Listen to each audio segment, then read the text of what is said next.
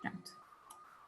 Agora creio que estamos a postos e, portanto, o meu nome é Mariana Ferreira, eu sou do Grupo Informador Fiscal e quero desde já então agradecer a todos os participantes por estarem presentes. Vamos realizar mais um webinar.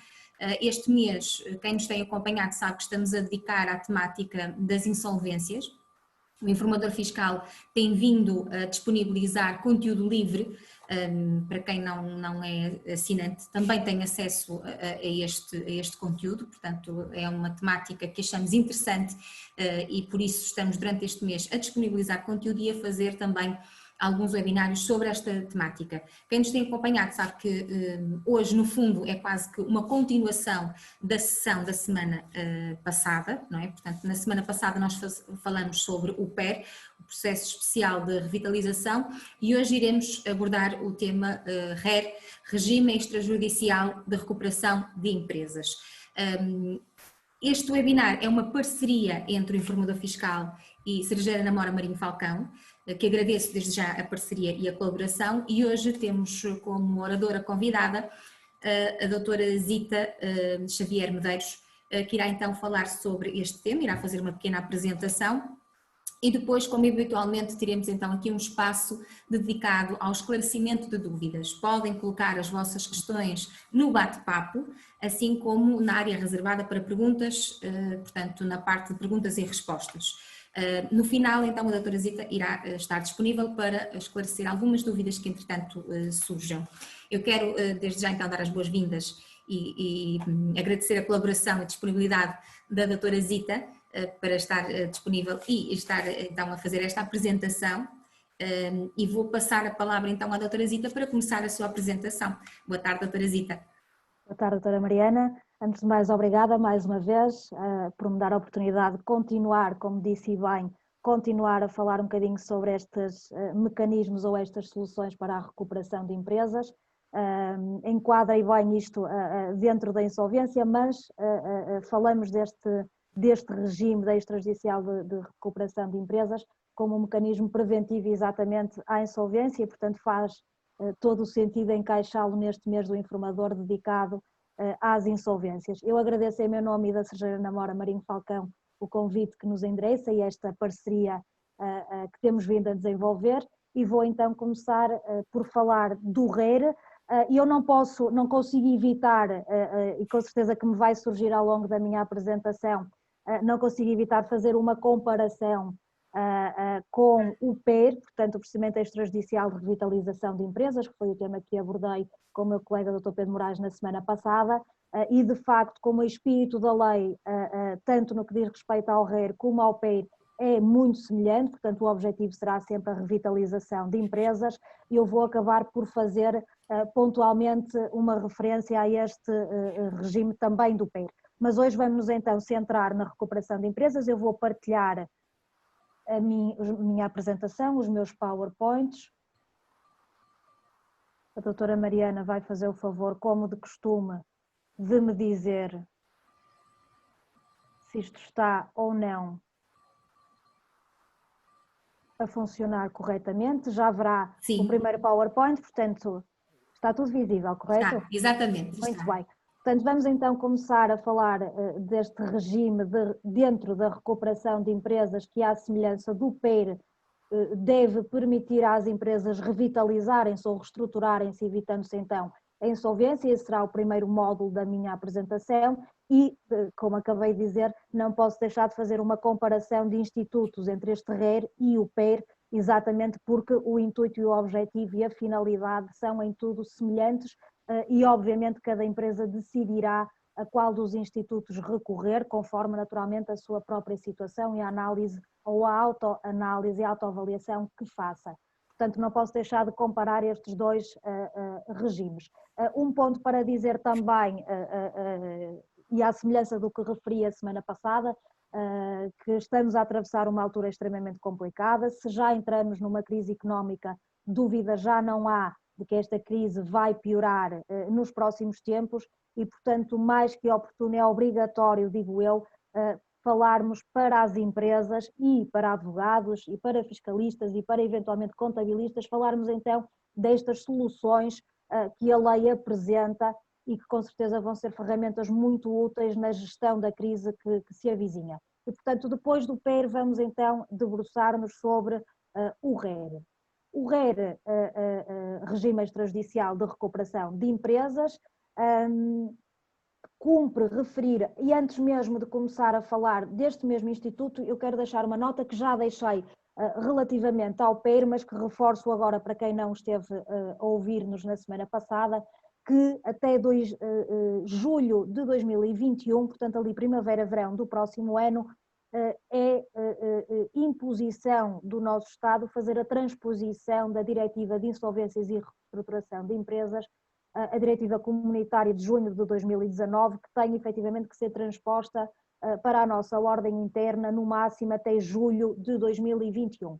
Esta mesma diretiva impõe aos Estados membros que aprovem e disponibilizem uma série de mecanismos e regimes de reestruturação preventiva de empresas que previnam exatamente as insolvências. Estes regimes, diz a diretiva, devem permitir que as administrações e as gerências das empresas mantenham o controle das empresas e, com o auxílio dos credores, naturalmente, e até de profissionais financeiros, e vamos ver mais à frente aqui um caso paradigmático que foi criado no âmbito do RER, mas com o auxílio de terceiros, profissionais financeiros, consigam alcançar um acordo de reestruturação com os credores. Essa mesma diretiva também impõe sobre os administradores um dever muito acrescido de tudo fazer para evitar a insolvência da empresa. Obviamente que faz sentido, porque a partir do momento em que o Estado coloca à disposição das empresas mecanismos preventivos da insolvência,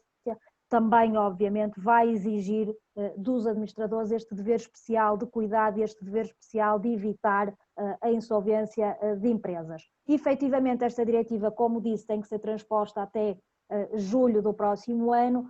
No entanto, prevê-se, e já se começa a falar exatamente sobre isso, dizendo-se que, à partida, em Portugal pode até ser transposta a mais curto prazo, porque há efetivamente disposições que podem adequar-se à crise que se adivinha. De todo modo, estes mecanismos de reestruturação de empresas, em Portugal já a lei os prevê, e será o caso então do PER e do RER, que cumprem aquilo que impõe essa mesma diretiva enquanto prevenção da insolvência.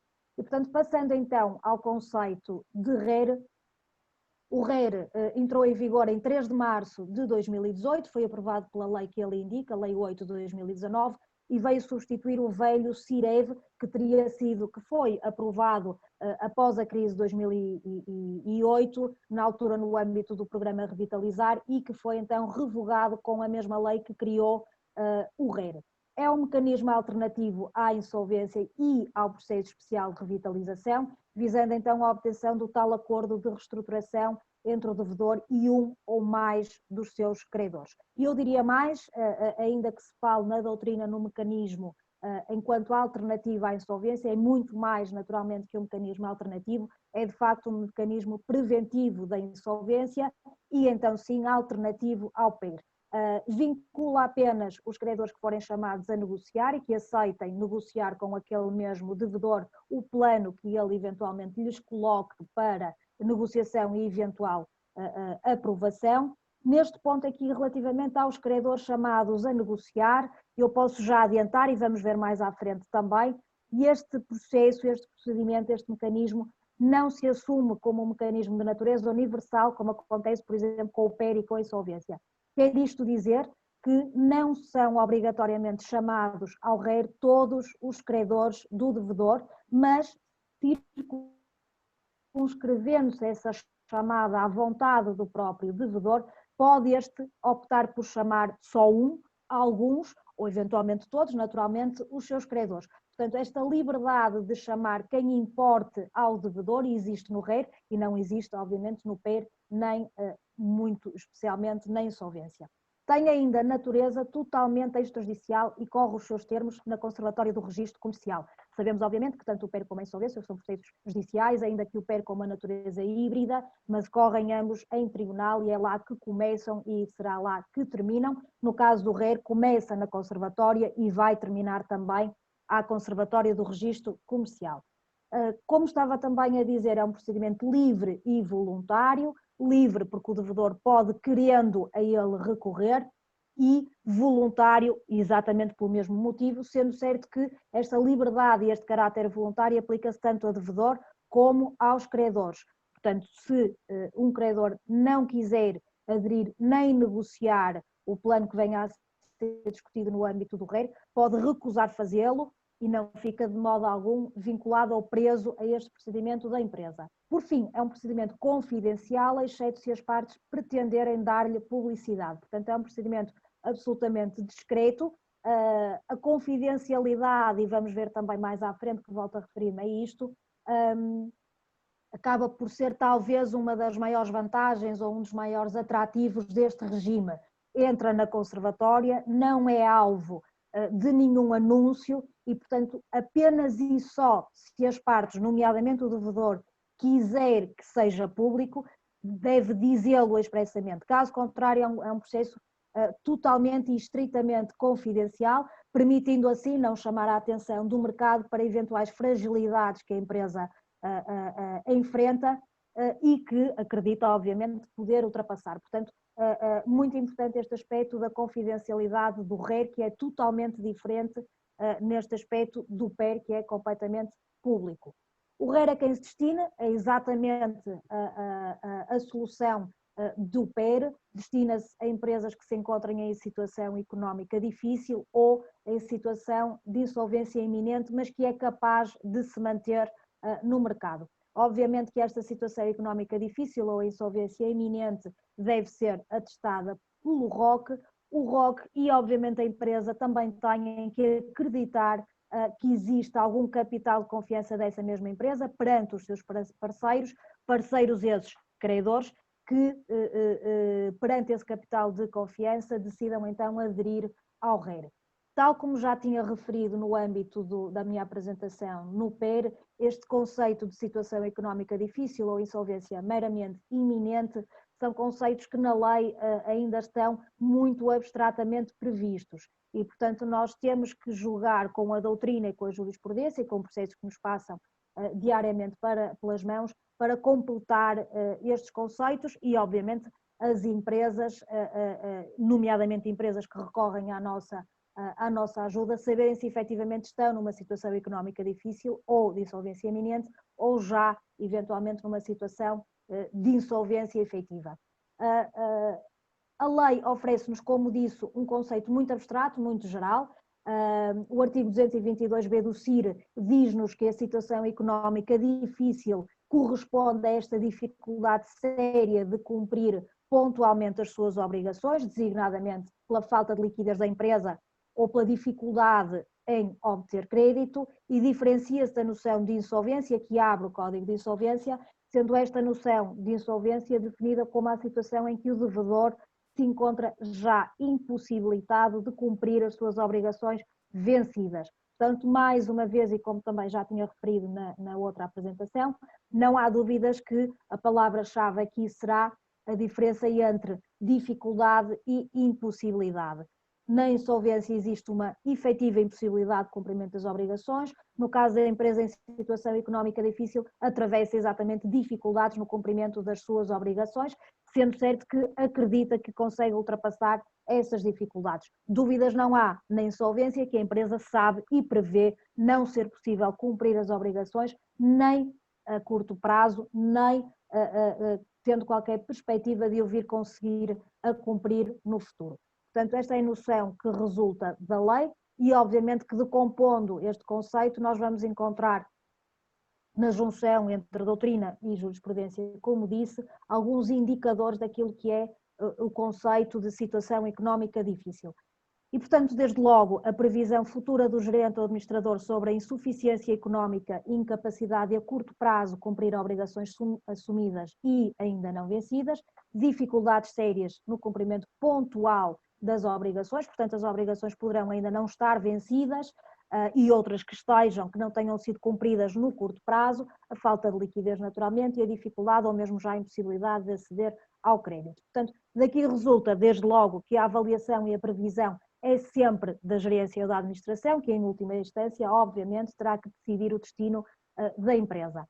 No caso do REIR, vamos ver também um bocadinho mais à frente que, além desta previsão e desta avaliação da própria administração da empresa, o ROC vai ter que declarar que a empresa está efetivamente numa situação económica difícil, mas que é capaz de se viabilizar e manter a sua atividade. E obviamente que este relatório do ROC ou do TOC também poderá surgir nas negociações com os credores como uma boa base para essas mesmas negociações, por se presumir que obviamente são declarações de um técnico e portanto são objetivas e imparciais. Portanto, estes são os indicadores com que nós julgamos para apreciar da situação das empresas. Uma nota final para dizer que estão excluídos, completamente excluídos do recurso ao RER, as pessoas singulares não titulares de empresas. Para estas pessoas singulares existe o PEAP, que é o processo especial para acordo de pagamento que lhes é aplicável e está especialmente construído para singulares, as empresas públicas e as financeiras e seguradoras que também não podem recorrer ao RER. A finalidade resume-se efetivamente ao que eu disse inicialmente. O objetivo é alcançar um acordo de reestruturação económico-financeira da empresa. Eu neste ponto cumpre-me referir e assinalar que o RER não tem como objetivo a celebração de um mero acordo de pagamentos, não. O que interessa é que a empresa e os seus credores que negociam esse mesmo acordo de reestruturação decidam e apreciem as melhores condições para a empresa se manter a trabalhar. E, portanto, não falando de um mero plano de pagamentos, podemos falar mesmo de uma mudança na forma de trabalhar, no evoluir, na abertura à produção, eventualmente, de outros produtos ou à oferta de novos serviços para essa mesma empresa. E, portanto, não se circunscreve a planearmos o pagamento de dívidas em prestações mensais, mas deve ir mais além desse mero plano de pagamentos. E note-se que isto obriga não só a um cálculo de valores, mas exige também um compromisso da parte do devedor, naturalmente, mas um compromisso também da parte dos credores em ver essa revitalização acontecer, sendo que estes mesmos credores podem até, obviamente, financiar a atividade da empresa se acreditarem que efetivamente ela é revitalizável. E, portanto, esse mesmo acordo de reestruturação e por poder abranger não só, como disse, os pagamentos, mas outras situações e soluções adiantadas para aquela mesma empresa, esse conteúdo é fixado livremente pelas partes e, obviamente, dentro da legalidade. Pode incidir sobre a totalidade ou só sobre parte dos créditos dos credores participantes. Vou perder aqui um bocadinho, porque isto efetivamente é uma inovação no RER e é contrário em absoluto àquilo que é o enquadramento do PER. Neste caso do RER, o devedor, e já o fui adiantando na apresentação, pode chamar só um, vários ou todos os seus credores e vai decidindo quais é que pretende chamar. Mesmo relativamente a cada credor, pode eventualmente o devedor querer negociar um dos contratos, uma das responsabilidades que eventualmente ainda esteja viva ou que já tenha algum incumprimento e deixar de lado outros contratos ou outras responsabilidades que não quer trazer à negociação do RER. E, portanto, neste caso, eu como exemplo, recordo, por exemplo, de contas correntes calcionadas, que são contratos que são renováveis e que ajudam à tesouraria das empresas, e um banco que, por exemplo, tenha auxiliado em termos de tesouraria uma determinada empresa através de uma conta corrente calcionada, pode o devedor entender que quer manter aquela conta corrente calcionada, mas que tem que negociar um outro contrato de empréstimo e fazê-lo trazer exatamente às negociações do RER, deixando de lado a conta corrente calcionada. E, portanto, esta inovação do RER pode efetivamente também surgir como uma vantagem face e em comparação com o PER. Obviamente que, como disse também enquanto característica do RER, a confidencialidade, obviamente que o credor que negocia um dos seus créditos e não o outro fica na mesma obrigado ao dever de confidencialidade e não deve divulgar o conteúdo das negociações, ainda que essas negociações recaiam apenas e só sobre um dos contratos de que é credor. Portanto, importante esta questão deste caráter muito voluntário do RER, nomeadamente na chamada de credores. Em termos de tramitação, muito rapidamente, este processo não é um processo carregado de formalidades, bem pelo contrário, enquanto mecanismo voluntário e livre assume esta face de informalidade, inicia-se com um protocolo de negociação. Mais à frente vou falar mais um bocadinho sobre o protocolo de negociação, mas é este protocolo que dá início ao RER. Não é uma petição inicial, é um protocolo de negociação que deve então ser assinado pelo devedor e credores que representem pelo menos 15% do passivo do devedor. O protocolo de negociação para dar início então ao RER deve ser acompanhado do tal relatório do ROC ou do TOC. Este elemento, protocolo de negociação, o relatório e obviamente outros elementos que vamos ver mais à frente que compõem o protocolo, devem ser depositados na conservatória do registro comercial e é este o momento-chave, o momento do depósito, que corresponde ao início do RER. Portanto, o que compõe o protocolo de negociações, além obviamente das assinaturas, a identificação das partes, a indicação do passivo do devedor, a responsabilidade pelos custos do processo, imaginamos obviamente recairão sobre o devedor, o acordo relativo à não instauração de processos judiciais, e vamos ver que os efeitos do depósito do protocolo de negociações ou os efeitos do RER não são semelhantes ao PER e, portanto, é importante no protocolo prever-se este acordo de não instauração de processos judiciais. É obrigatório o reconhecimento de assinaturas, deve constar, não sendo obrigatório, deve constar a lista de fornecedores de serviços essenciais da empresa e deve constar o acordo quanto à confidencialidade ou publicidade deste procedimento. Uma nota para dizer que caso nada seja dito relativamente ao caráter público ou confidencial do procedimento, assume-se que será confidencial. Portanto, a publicidade, se assim quiserem as partes atribuir esse caráter ao procedimento, têm sempre que o fazer constar expressamente, caso contrário, o procedimento será sempre confidencial. Este é um exemplo, eu não sei se conseguem ver com alguma clareza, mas este é um exemplo de um protocolo de negociação muito simples e bastante básico. Portanto, na primeira cláusula diz-se que o presente protocolo tem por objeto o estabelecimento dos termos e condições e regras em que as partes se comprometem a negociar com vista à obtenção de um acordo de reestruturação. Neste caso em concreto é aqui dito que há um acordo quanto à não instauração de novas ações. Eu julgo que é de assinalar esta cláusula que entendo que deve ficar sempre a constar do protocolo de negociações e nesta mesma cláusula é dito que os credores que adiram a estas negociações devem abster-se de instaurar contra o devedor processos judiciais de natureza executiva ou processos judiciais que visem evitar que o devedor disponha livremente dos seus bens e ainda devem abster-se de apresentar processos em que seja pedida a declaração de insolvência desse mesmo devedor.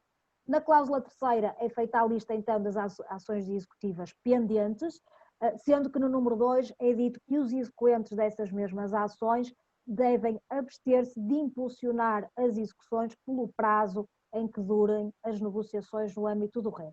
No caso concreto, fica aqui também plasmada a confidencialidade deste procedimento, os custos que são a responsabilidade de cada um dos seus intervenientes e, neste caso em concreto, é dito que o prazo de negociações será pelo máximo, já veremos mais à frente este máximo de 3 meses. É indicado também ali o passivo total, que por razões de segredo não fiz constar, mas que deve obviamente constar do protocolo de negociações, os serviços essenciais, a água, a eletricidade, gás e a recolha de serviços e a produção de efeitos e tempo em que produzirá efeitos este protocolo de negociações. No caso concreto, inicia-se numa determinada data de 2019 e fica válido até à conclusão das negociações. Portanto, é um exemplo simples e sem prejuízo dos anexos que se juntam com este protocolo, daquilo que permite então iniciar o RER.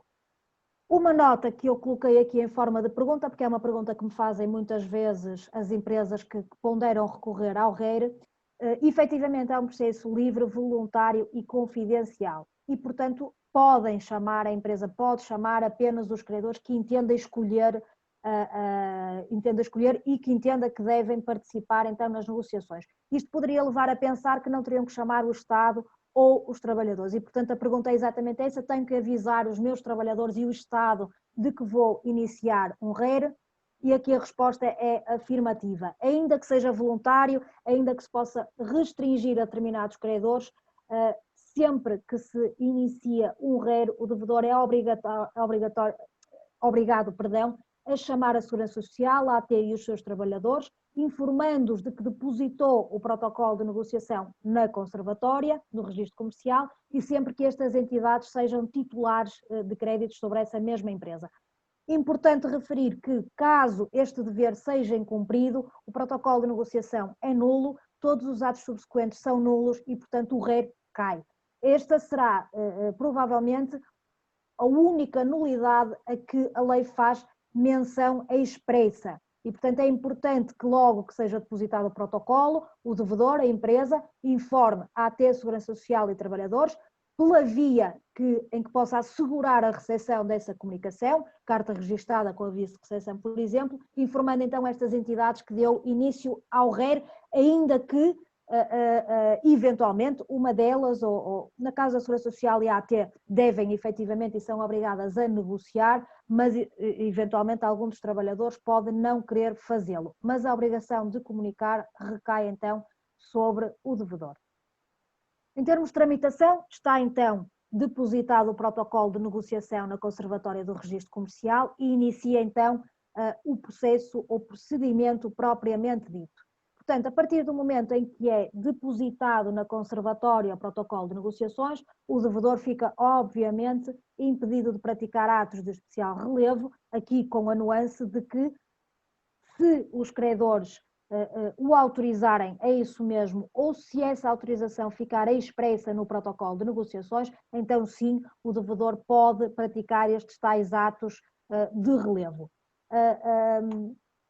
Obviamente que daqui decorre uma margem de conforto para a administração das empresas, porque no caso do PER, por exemplo, esta autorização tem que ser pedida a cada momento. No caso do RER, se o protocolo já fizer menção a esta autorização, o devedor pode praticar os seus atos de especial relevo e fica confortável então na administração e na gestão da empresa. Não pode naturalmente mais à frente um credor dizer que afinal não queria que aquele determinado negócio fosse praticado, não pode dizê-lo porque, lá está, o RER é um processo voluntário, se o credor aderiu às negociações, tinha que conhecer esta autorização que ficou a constar do protocolo de negociações e não pode então mais à frente dar o dito por não dito, se me permitem a expressão. Com o depósito suspendem-se também os processos de insolvência, obviamente desde que a insolvência não tenha sido declarada, os prestadores de serviços essenciais, daí eu ter dito que devem ficar a constar no protocolo de negociações quais são estes prestadores, ficam então impedidos de interromper o fornecimento desses mesmos serviços durante o prazo máximo de 3 meses. O prazo de apresentação à insolvência apenas inicia após o encerramento das negociações, um aspecto também muito importante no RER, porque eventualmente a empresa pode, neste prazo de negociações, ver-se então perante uma situação de insolvência efetiva, não tem que ir a correr a apresentar-se à insolvência, porque esse prazo apenas inicia a contagem após o encerramento das negociações. Lá está, caso o protocolo o autorize expressamente, depois do depósito do protocolo, a Conservatória publicará o anúncio relativo ao início das negociações, única e exclusivamente no caso de assim ter sido ficado expressamente previsto no protocolo. Está então depositado o protocolo, sabemos quais são os efeitos, a empresa já sabe com o que contar ou com o que não contar e, portanto, sabe que a partir daquele momento estará à vontade para negociar com os credores sem que possa ser incomodada, nomeadamente com o corte de eletricidade, com o corte de energia, já não tanto com ações que eventualmente possam dar entrada, mais à frente também vou alertar para essa situação, mas podem então começar a negociar com os seus credores. As negociações são então mais amplas e informais do que o PER, desde logo porque a empresa negocia com quem entende que deve negociar e os credores só negociam se assim entenderem que devem negociar. Também vamos ver mais à frente, perdão, quais são os credores que efetivamente ficam vinculados ao eventual acordo que a empresa consiga ver aprovado. As adesões de credores, neste caso, também podem ser feitas a todo o tempo, obviamente durante o prazo das negociações, que não podem exceder então os 3 meses e aqui é em tudo semelhante ao PER. Estes dois pontos que se seguem são também inovações deste regime. Durante o prazo das negociações, e convém que seja o mais rapidamente possível, o devedor deve apresentar aos seus credores o diagnóstico económico-financeiro da empresa. Este diagnóstico pode então ser obtido através do IAP-MEI, enquanto entidade terceira e que nada tem que ver com o devedor, gozará obviamente de credibilidade junto dos credores e também se afigura como uma vantagem ou como um atrativo no recurso ao RER, porque efetivamente os credores vão ficar a saber com clareza qual é a situação económica ou financeira real da empresa. E, portanto, neste prazo, o devedor deve então apresentar aos seus credores este diagnóstico e o devedor pode também recorrer ao auxílio de um mediador de empresas, acreditado também pelo IAP-BEI. Mais à frente vou falar um bocadinho sobre este mediador, que também surge como um atrativo no RER e como uma vantagem deste regime face ao PER, ainda que acabe por acolher muitas das competências e muitas das funções do administrador judicial provisório que é nomeado no PER. De todo modo, esta é uma figura que foi especialmente criada para mediar procedimentos de reestruturação de empresas e de recuperação de empresas. Pode também ser nomeado um credor líder ou um comitê de credores que serão os interlocutores dos credores junto do devedor, junto eventualmente do mediador e que vão acompanhar não só as negociações, mas a própria atividade da empresa durante o prazo das negociações. Portanto, aqui assinalar estas duas inovações do regime, o diagnóstico e o mediador de recuperação de empresas. Tal como no PER, as regras das negociações não estão formalmente ou muito pormenorizadamente descritas na lei. Há regras previstas na lei que aprovou o RER, na Lei 8 de 2018, nomeadamente no artigo 14 e seguintes, se não estou enganada, e resumem-se no âmbito desse regime ao cumprimento de regras de boa-fé e transparência, que obviamente também têm que ser cumpridas nas negociações em PER. No caso concreto do RER, como acontece no PER, mas no caso do RER, o artigo 5º remete para a resolução do Conselho de Ministros 43/2011, 25 de outubro. Resolução esta que resume uma série de princípios que vinculam não só o devedor, mas também os próprios credores que negociam com o devedor. Já tínhamos visto no PER quais são estes princípios, não vou falar sobre eles com tanto pormenor como falei da última vez. De todo modo, mais uma vez tenho que referir o princípio primeiro, em que é dito que o RER é um compromisso e não o direito. Ou melhor, o recurso ao RER é um compromisso e não um direito. De facto, os devedores não têm o direito de recorrer ao RER, mas devem assumir esse recurso como um compromisso, devem querer recorrer ao RER com vista à sua revitalização. E obviamente que, a partir do momento em que recorre a este procedimento, deve trabalhar no sentido de revitalizar a empresa, de manter os postos de trabalho e de contribuir, obviamente, para a sua recuperação integral. E, portanto, surgindo como um instituto preventivo à insolvência, sendo o objetivo a revitalização, o devedor deve trabalhar nesse sentido e não usar este mecanismo, por exemplo, para adiar a resolução de problemas ou adiar eventualmente a sua apresentação à insolvência. Não, o objetivo tem que ser o querer revitalizar a própria empresa. Obviamente que as negociações devem decorrer cumprindo os requisitos da boa-fé. É possível também o recurso a auxílios de peritos e consultores, o mediador é logo o exemplo paradigmático disto, sem prejuízo os credores também podem fazer-se acompanhar de consultores se assim entenderem. Devem cooperar todas as partes com vista ao mesmo objetivo, que é tentar revitalizar então a empresa. Durante o período das negociações, o período do standstill, os credores não devem agir contra o devedor e neste mesmo período o devedor não deve, obviamente, praticar atos que prejudiquem o património. A autorização que é dada para a prática de atos de especial relevo, obviamente não colide com este princípio, porque o ato de especial relevo não significa ato que prejudique o património, portanto, destes atos deve o devedor abster-se. A transparência, obviamente que a transparência e a confidencialidade acabam por jogar juntos no RER, mas obviamente que a confidencialidade e o princípio da confidencialidade não impede que as partes acedam àquilo que seja a documentação contabilística e financeira da empresa. E, portanto, ainda que confidencial, todas as partes, e nomeadamente a autoridade tributária, deve poder consultar sempre que quiser a contabilidade e documentação financeira do devedor.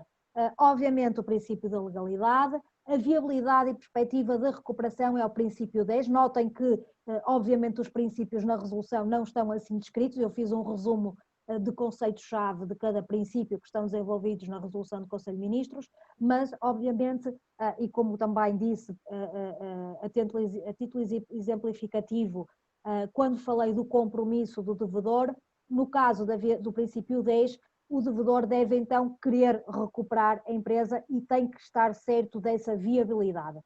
O princípio 11 e último, perdão, deve ser então atribuída a natureza garantida aos novos financiamentos de investidores que devem ou queiram financiar a atividade da empresa.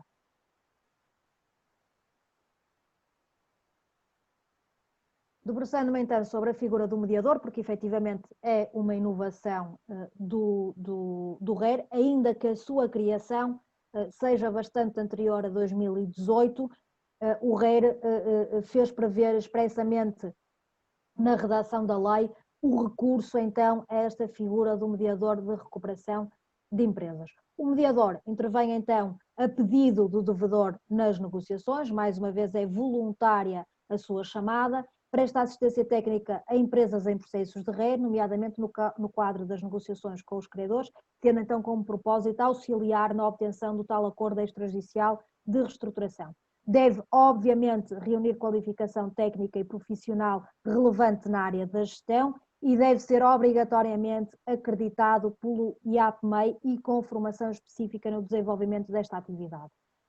Enquanto requisitos formais que decorrem da lei, nomeadamente, e vocês verão, eu coloquei ali o link da página de onde constam todos os mediadores de empresas autorizados a exercer essa atividade em Portugal, e estes mediadores devem ser titulares de uma licenciatura na área, naturalmente, gestão e economia, e a experiência profissional adequada ao exercício da atividade, devem ainda frequentar ações de formação em mediação de empresas, formações estas que devem ser dadas por entidades certificadas para o efeito. Esta portaria que ali assinalo regula exatamente a atividade destas entidades que dão esta formação.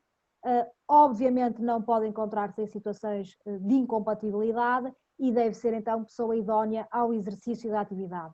As pessoas que até agora reúnem estes requisitos e estão habilitadas a exercer a atividade de mediador encontram-se então publicadas na lista que está naquele link e que é facilmente acessível na página do IAPMEI.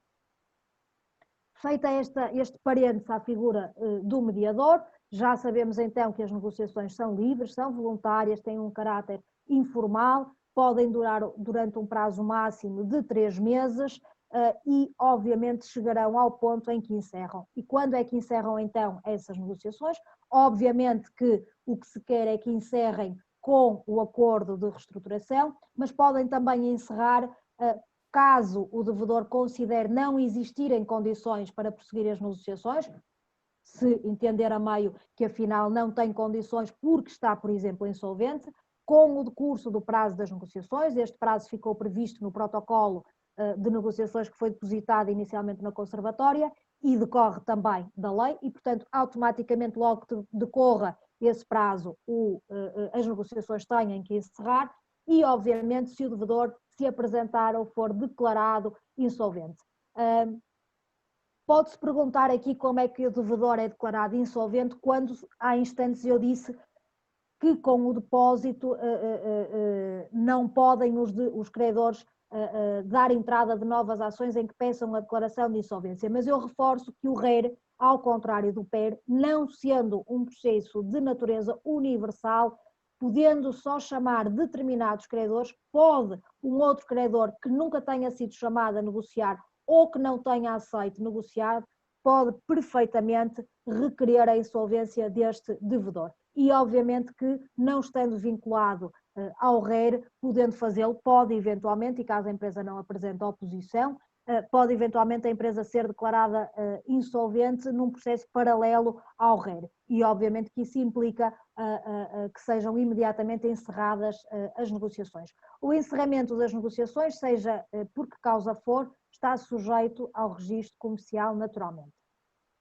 Como disse, o que interessa e o objetivo do RER será sempre a aprovação do acordo de reestruturação. Vamos ver então os termos da aprovação e os efeitos que eventualmente daqui decorrerão.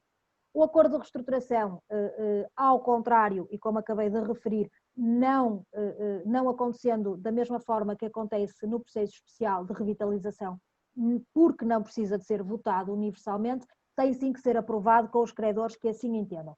E, portanto, o acordo que é conseguido no âmbito do RER acaba por ser não só um acordo, mas quem sabe vários acordos que se vão conseguindo com determinados credores, sem prejuízo do princípio da igualdade entre credores, sendo que cada credor vota favoravelmente o acordo, se entender ser de aceitar a reestruturação do seu crédito e aquilo que lhe é proposto pelo devedor. Portanto, o acordo de reestruturação que for aprovado só produz efeitos em relação aos credores que tiverem aderido ao RER e que tenham aprovado o RER. Portanto, há um caráter voluntário na adesão às negociações, mas a partir do momento em que esse credor que voluntariamente aceitou negociar o RER e que tenha aprovado o acordo de reestruturação, fica naturalmente vinculado a esse mesmo acordo, caso contrário não haveria razão de ser nenhuma para a existência do regime. Obviamente que os acordos que forem alcançados entre o devedor e os credores ficam depositados como um na conservatória do registro comercial. E, portanto, o efeito mais importante e que convém assinalar relativamente ao RER é que este acordo vai produzir então efeitos única e exclusivamente entre o devedor e cada um dos credores participantes. E implica, por outro lado, a extinção dos processos judiciais declarativos, executivos ou de natureza cautelar que respeitem a créditos incluídos no acordo de reestruturação. Obviamente que aqui não fiz menção de credores que não aceitaram o acordo e, portanto, não ficam vinculados ao RER. Implica também a extinção dos processos de insolvência, desde que a mesma não tenha sido declarada, naturalmente, e que hajam sido instaurados por entidade que seja parte no acordo de reestruturação. E, portanto, independentemente do crédito daquela determinada entidade que fundou o pedido de declaração de insolvência ter sido ou não regulado no RER, viram há instantes que eu disse que mesmo relativamente a um credor pode entrar uma determinada responsabilidade e não outra. Imaginemos, portanto, que esta outra responsabilidade que não faz parte deste acordo tenha sido o fundamento para o pedido de declaração de insolvência apresentado por este devedor que viu a sua outra responsabilidade incluída no acordo. Ainda assim, este credor, fica vinculado a este efeito que decorre do depósito do acordo na conservatória do registro comercial. Além dos efeitos processuais que acabamos de ver, em termos fiscais, e muito à semelhança daquilo que acontece no PER, existem isenções previstas, nomeadamente IRS e IRC, para determinados negócios celebrados no âmbito do acordo, imposto de selo em determinadas operações que venham a ser feitas pelo devedor e que tenham sido parte do acordo aprovado, o exemplo paradigmático das letras e livranças que caucionam responsabilidades, e a isenção de IMT em transmissões onerosas de imóveis que se destinem também a fins aprovados no acordo. E vejam que eu há bocadinho disse que a confidencialidade não impede a AT de ter acesso a todos os documentos necessários à avaliação da empresa, também não impede esse caráter confidencial que, naturalmente, a AT consulte elementos contabilísticos para ver se efetivamente o negócio relativamente ao qual o devedor pede isenção de um imposto se enquadra naquilo que era o objetivo desse mesmo acordo. Uma pergunta que também importa compreender por força dos efeitos do depósito do RER, se eu incumprir os pagamentos a um credor, o acordo fica globalmente sem efeito e todos os meus credores podem avançar judicialmente para receberem os seus créditos. A resposta é óbvia e decorre daquilo que eu fui dizendo ao longo destes minutos. Não, naturalmente que não. O incumprimento do RER, ou do acordo aprovado no âmbito do RER, não implica a invalidade do acordo nem dos seus atos de execução. Obviamente que, como vincula o devedor àquele credor participante, caso não seja cumprido o acordo relativamente àquele determinado credor, este credor fica então com o direito de resolver o acordo, declarar o vencimento das obrigações. Este cumprimento também está previsto na Lei 8 de 2018, não tem efeitos retroativos e, portanto, à partida não haverá alteração daquilo que é devido enquanto valor àquele determinado credor, e o acordo é sim, sem dúvida alguma, título executivo relativamente aos créditos de cada credor, e assim não poderia deixar de ser. Agora sim, fazendo o paralelo entre RER e PER, eu julgo que ainda que com alguma simplicidade fiz o quadro daquilo que é o RER, do que é a tramitação e quais são os efeitos. Parece-me que a comparação entre um e outro regime pode ajudar a compreender efetivamente o que é o RER, porque é um processo que, como corre na conservatória, não tem ninguém na realidade que fiscalize o decorrer das negociações, para além do mediador que só lá está caso o devedor o chame. Parece um processo totalmente informal, sem qualquer crítica que possa ser feita, como no caso do PER, por exemplo, pelo administrador judicial provisório ou pelo juiz. Aqui não existe administrador judicial provisório e não existe juiz para ver se efetivamente as regras foram cumpridas. E, portanto, comparando um regime ao outro, convém perceber-se porque é que uma empresa deve recorrer a um ou ao outro. Portanto, em termos de vantagens do RER, desde logo a confidencialidade, o caráter voluntário também na chamada de credores, e obviamente também se aplica aos credores porque só entram no RER se assim quiserem. As negociações, como disse, são completamente livres e informais. Aliás, o credor que entra nas negociações pode também sair das negociações, ainda que fique vinculado naquele período às obrigações que assumiu em termos de protocolo de negociações. É também possível ser celebrado apenas com parte dos credores, como referi inicialmente, como inovação deste regime, e pode ser então negociado com credores que, por exemplo, possam injetar o new money ou fresh money na atividade da empresa. E existe então a possibilidade de o devedor continuar a praticar atos de especial relevo sem autorização a cada momento dos credores, sendo certo que esta autorização tem que ficar então a constar desde o início no tal protocolo de negociações.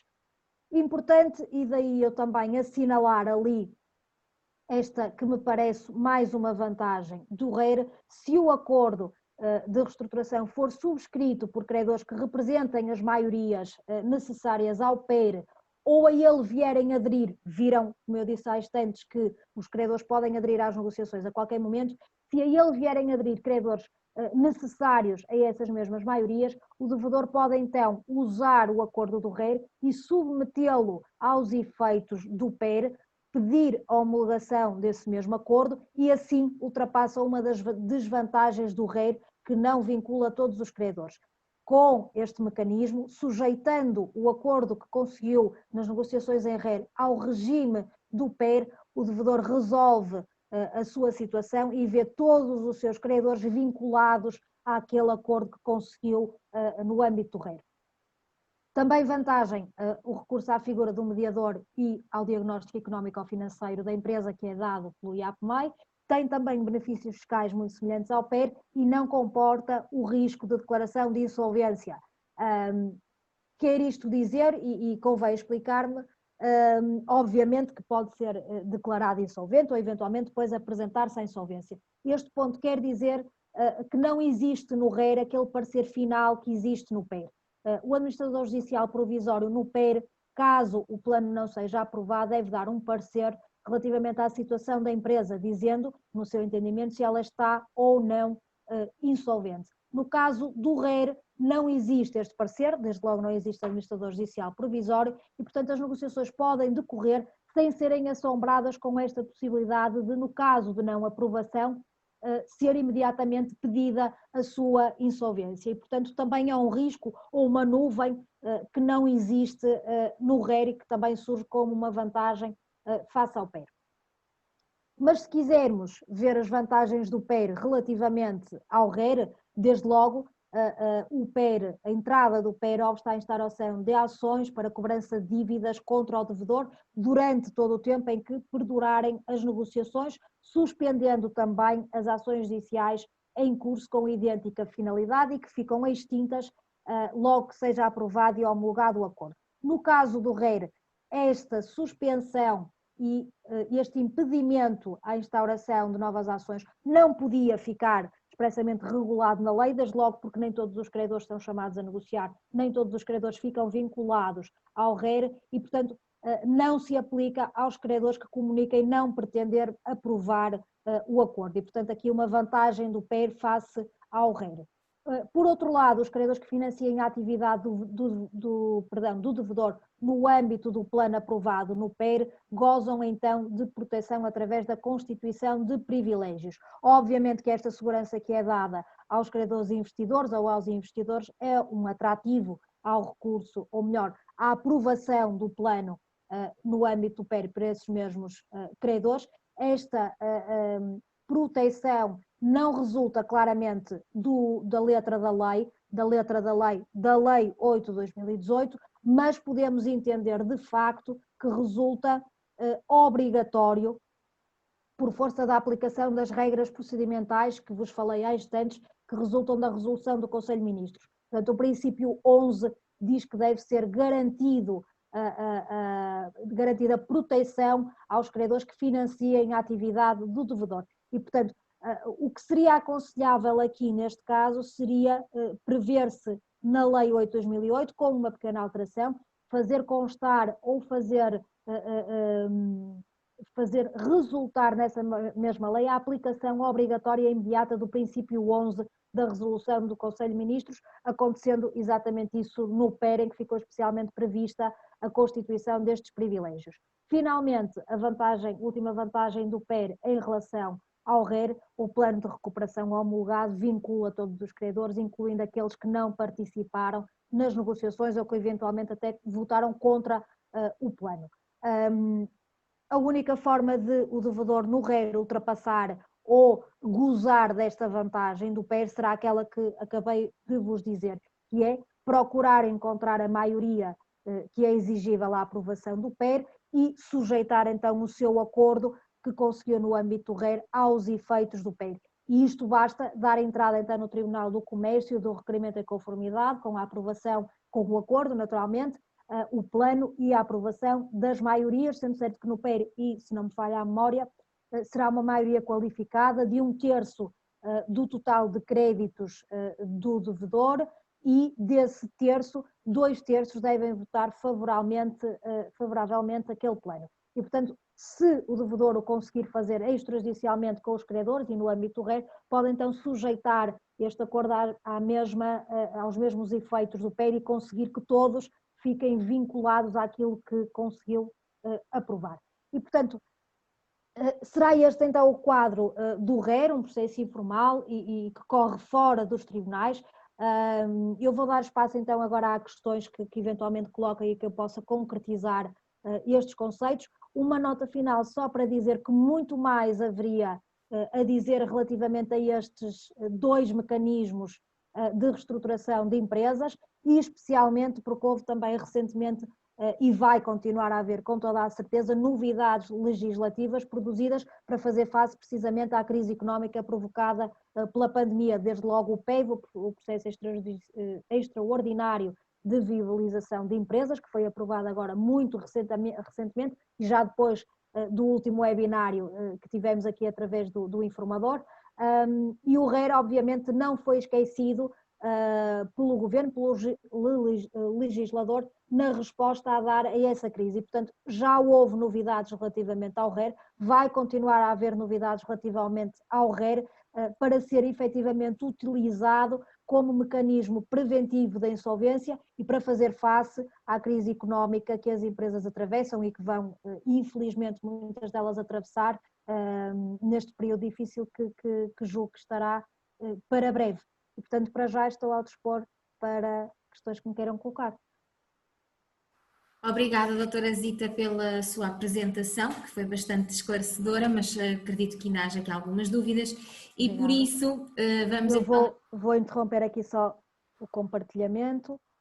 Ok. Antes de avançarmos para esclarecimentos, portanto, aproveito para pedir aos nossos participantes que no final do webinar, ao fecharmos, portanto, o webinar, irá aparecer um inquérito no vosso browser, que agradecíamos que respondessem a sugestão de temas que gostariam de ver aqui nos próximos webinars. Isso é importante para nós, portanto agradecia que todos pudessem então colaborar connosco respondendo ao inquérito. Ainda de alertar que esta semana, excepcionalmente, teremos então 2 webinários, o de hoje e na próxima quinta-feira também teremos um webinar com o tema Efeitos da Declaração de Insolvência, artigos 81 e 119 do CIR. Portanto, será por volta da mesma hora, portanto ficam já todos convidados para a próxima quinta-feira. Agora vamos então às questões que temos aqui. Temos aqui já 2 questões. A primeira é-nos colocada pelo José e diz o seguinte: muito boa tarde a todos os presentes. Para fazer face à crise Covid, foi criado o PEV. Será este PEV mais adequado do que o RER?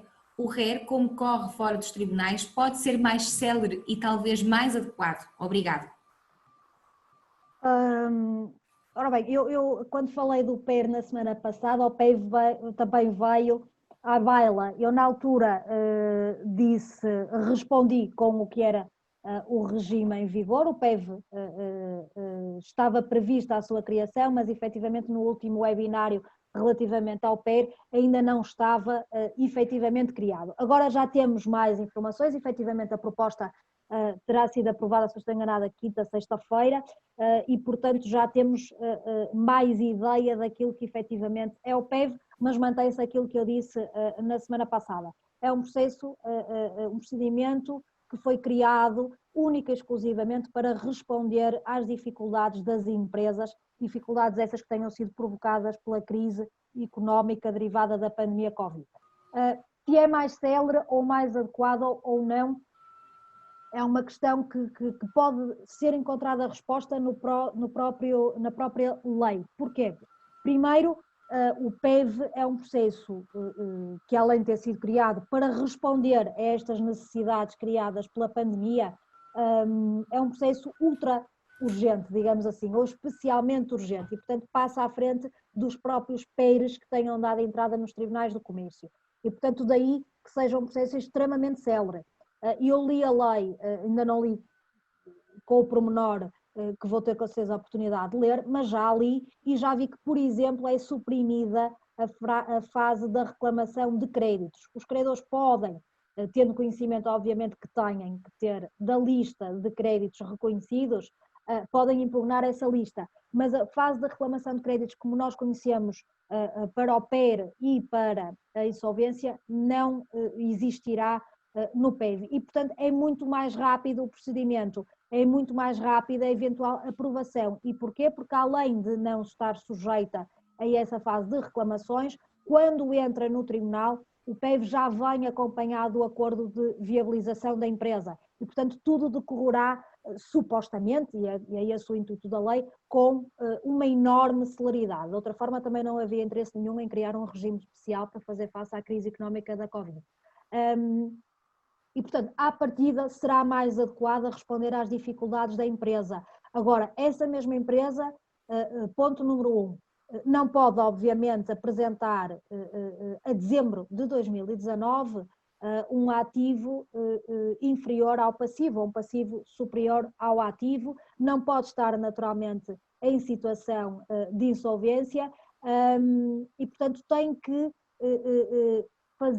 coordenar as suas dificuldades àquilo que foram os efeitos da pandemia. E, portanto, obviamente, e nesse sentido será mais adequado o recurso ao PEV. Agora, o RER pode efetivamente também ser igualmente célere se o devedor trabalhar no sentido de negociar rapidamente com os seus credores e, nesse caso em concreto, não ficará dependente do tribunal, bastando-lhe pedir à conservatória que deposite o acordo que conseguirá alcançar nessa mesma conservatória e a partir desse momento já tem os efeitos a operarem. E, portanto, nesse sentido, será também uma escolha da empresa face à situação que enfrenta. Mas, sem dúvida, que em termos de adequação, à partida, e por uma razão de princípio e objeto do regime que foi especialmente criado para isso, o PEV será mais adequado se quisermos só, única e exclusivamente, falar em celeridade. Penso que era essa a pergunta. Sim, vamos a mais uma questão que nos diz o seguinte: antes de mais, gostaria de cumprimentar todos os presentes e saudar quer a iniciativa, quer a excelente apresentação da doutora Zita Xavier Medeiros, a quem aproveito para questionar se, no caso, o devedor não cumprir as regras procedimentais, o RER é inválido ou nulo? E como é que um credor pode ver reconhecida a invalidade do RER? Além disso, a doutora Zita disse que no PER quem financia a atividade do devedor passará a gozar de privilégios no caso, por exemplo, de insolvência. O mesmo não acontece no RER? Bom, eu acho que esta última pergunta se calhar foi feita antes de eu falar nisto no penúltimo PowerPoint e, portanto, acho que já dei resposta. Efetivamente, no RER esta previsão é expressa, no PER, perdão, essa previsão é expressa, no RER não. No entanto, fazendo a aplicação daquele princípio 11, à partida, o credor ou o financiador gozará de privilégios. E depois, obviamente, a liberdade contratual e a forma de negociar conta e, portanto, obviamente, se um financiador financiar a atividade da empresa vai fazê-lo através de um contrato e nesse contrato pode perfeitamente fazer clausular uma hipoteca, uma fiança, uma garantia, seja ela qual for, e portanto a liberdade contratual também entra aqui para dar resposta a esta questão. Relativamente à primeira pergunta, é mais complicada.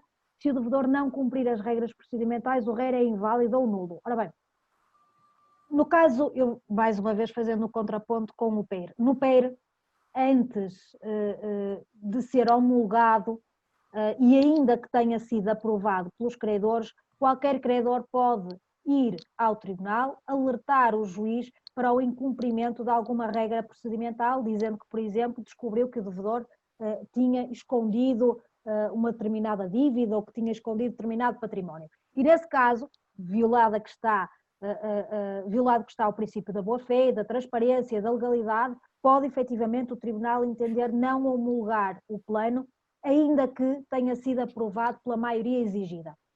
O juiz só está vinculado à homologação no PER com a unanimidade da votação dos credores. Não sendo unânime a votação em sentido favorável e acontecer uma violação de alguma destas regras que seja levada ao conhecimento do juiz, pode efetivamente ser recusada a homologação. No caso do RER, não existe então esta possibilidade, lá está, mais uma vez, no RER parece-nos que não há esta análise de terceiro, esta análise judicial e crítica que permite o PER através do tribunal, mas eu diria que sim, que é possível anular, digamos assim, o acordo, porque se aquele acordo foi feito com o recurso a uma determinada lei, a determinadas obrigações que recaíam sobre o devedor, competirá naturalmente ao credor, se assim entender, dar nota ao devedor que considera aquele determinado acordo incumprido por violação de determinadas normas e que, portanto, esse mesmo acordo eventualmente pode estar ferido de nulidade ou de alguma invalidade e efetivamente prosseguir com as ações que entenda que sejam adequadas à cobrança daquele mesmo crédito. Obviamente que perante o acordo aprovado é discutível se efetivamente ele o pode fazer ou não, arriscando dar entrada, por exemplo, numa execução contra aquele devedor, obviamente que se arrisca a ter que responder a uns embargos ou à oposição à execução que o devedor apresente e, nesse caso, vai ter que provar o porquê de entender que aquele determinado acordo está ferido de nulidade ou de algum vício decorrente da violação das regras procedimentais. Mas isso será, aliás, para qualquer contrato. Eu, em qualquer contrato, posso eventualmente invocar simulações e vícios que permitam vê-lo, ver a anulabilidade desse mesmo contrato. E, portanto, será o mesmo aqui no RER. A boa-fé, a transparência e a legalidade não se aplicam só ao RER, aplicam-se a todos os contratos e a todos os acordos que todos os dias fazemos interpartes e, portanto, são princípios que devem ser cumpridos. Não sendo cumpridos, caberá a quem entenda invocar essas violações em sede judicial e, portanto, acredito que sim, que a violação das regras procedimentais pode levar à anulação do eventual acordo que seja conseguido no âmbito do RER. Obrigada, doutora Zita, pelos esclarecimentos. Entretanto, terminaram as questões, por isso vamos dar por encerrado o nosso webinar de hoje. Uma vez mais, relembro os nossos participantes que agora, ao terminar o webinar, irá aparecer no vosso browser um inquérito que é de extrema importância que respondam, porque queremos também saber que temas gostariam de ver em próximos webinars. E por isso agradeci imenso a colaboração de todos. Quero agradecer esta parceria com o Cerejeira Namora Marinho Falcão, em especial à doutora Zita Xavier Medeiros pela disponibilidade e pela colaboração e pela presença neste webinar. Muitíssimo obrigada, doutora Zita. Doutora Mariana, agradeço-lhe mais uma vez o convite, a disponibilidade em meu nome e da sociedade, e cá estaremos para continuar a acompanhar os tempos que aí vêm e as dificuldades com que as empresas se vão deparar, e cá estaremos também para ajudar a esclarecer aquilo que vier a ser necessário. Agradeço-lhe mais uma vez o convite. Muito obrigada. Obrigada. Boa tarde a todos.